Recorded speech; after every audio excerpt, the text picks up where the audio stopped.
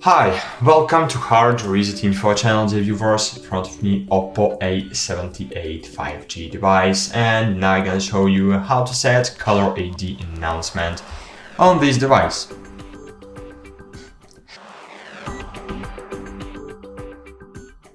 To do it, you just need to open the phone application, then click on the three dots button in the right top corner of your screen.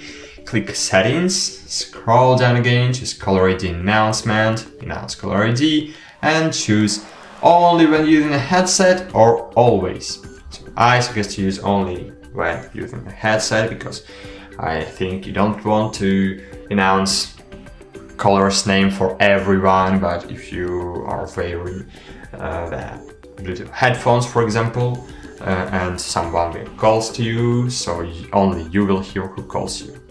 So that's it. Thanks for watching. Like this video, subscribe to our channel, and bye. See you.